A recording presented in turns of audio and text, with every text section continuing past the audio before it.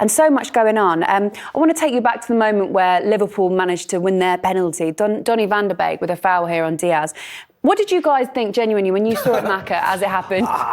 Well, I thought it was no penalty. I really did. I know he sort of accidentally stands on his heel, but nobody appeals for it. The game carries on, and as they do in Europe, VAR suddenly start getting involved, and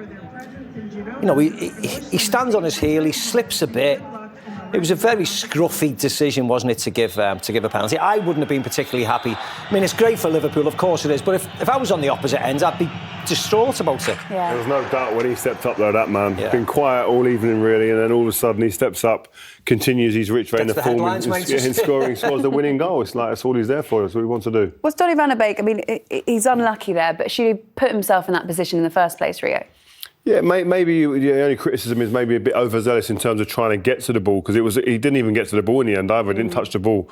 But I'm like Macca. I just think that there's no real intention or intent to step on his ankle and take his boot off. And clumsy is probably the best word, maybe. He's given the referee an opportunity to make a decision, or VAR to get involved. For VAR to get involved, mate. That was it, isn't it? I mean, you expect your midfielders to close down, but if you accidentally stand on an inch of his heel on the back, I mean, it's very, very unfortunate. It is with all respect, it's a contact game, and we see a lot more contact at corners and at free kicks, which go, unmentioned to. So I don't think it was a penalty, regardless of the result. I agree.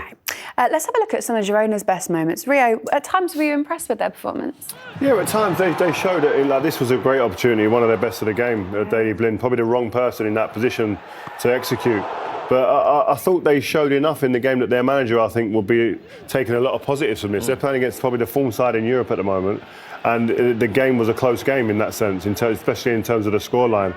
But it wasn't like a game where sometimes you see a team who you would say, I wouldn't really bet on them to be a threat in the game. They cause opportunities where I'm sure Liverpool fans had their hearts in their mouths at moments in this game, and I think they have to take big credit for that.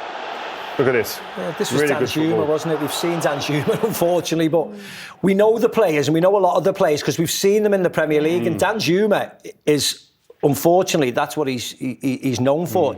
Hell of a talent, can beat people, can drop shoulders, but it's his final product, his end product lets him down, and that's what it did today. And Liverpool dominated the second half, really. And you see a lot of these teams, the smaller teams, they're like backs against the wall, defend. Look at the stats there. They have many shots on goal, their opportunities. They were actually picking their moments within the game to be a threat. So I think, as I said, as the manager and as a team, I think they can take enormous credit from this game. Mac, I know you've said in the past this season that you're not necessarily surprised that Arne Slot has done well and hit the ground running.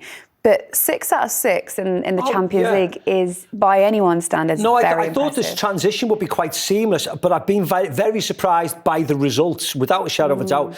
Going away to Milan, I expect Bologna, of course, but Leipzig have always got a decent past. To go away and play the Leverkusens and the Madrids and beat them easily. That has been surprising, but I did think Liverpool would qualify out of this group. I had no qualms at all with the talent at the disposal, but I didn't expect them to be almost perfect as to where they're sitting now in the league, in the Champions League, and in the League Cup, which will come next week, won't it? It is early doors, and I hate asking these kind of questions, but you have to when there's a superior record like Liverpool have got at the moment. Do they make themselves favourites for you, Rio, at the moment for the Champions League? I think I always struggle with that at this stage. It's like form-wise right now, yes they have to be the favourites, but the trophy isn't handed out right at this point.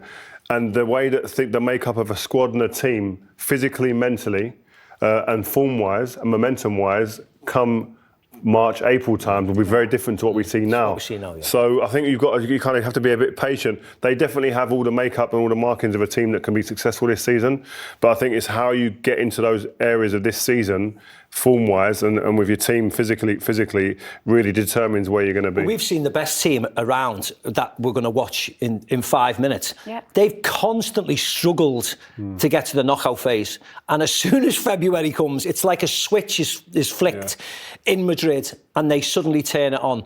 So as much as they're struggling now and they're in 24th before tonight's games, and they've got a team who are top of Serie A who they're going to meet, they will still be one of the favourites, surprisingly, because of who they've got on the team and when they're ready to go, when the business end comes. Just back to Liverpool as well. Look, we saw a bit of rotation tonight. We saw Alisson come back into the starting lineup as well, so they can build on that. And the criticism might be compared to last season, towards the end of the season, they fell away a little bit, Liverpool, because they struggled with those kind of injuries. Is that the biggest threat to them this season? Yeah, injuries are a threat to every single squad, and that's, you've got to try and manage that. But you need luck. I don't care, no matter who you are. Real Madrid talking about the most successful team in this competition, they would have needed luck at different points of the season with all those victories, and Liverpool will be no different. But you've got. I think when you can take breaks in a season like Liverpool have afforded themselves in the next 2 games here, you have to be wise with those opportunities to take breaks for players. They've got Fulham next, who are a difficult team to beat. Just ask Arsenal. Yeah. How do you see that one going? Well, without Bassi, who's suspended, isn't he? And they are at home, so you'd have to fancy them at home, just to keep on rolling on. And then they've got a League Cup game. I think they've got Tottenham away, which would be difficult, but you just don't know what you're going to get with Tottenham. And then you've got the Christmas period, and if you're top at Christmas or top at New Year, there's certain statistics to say you can go far in this competition, in these competitions. There are.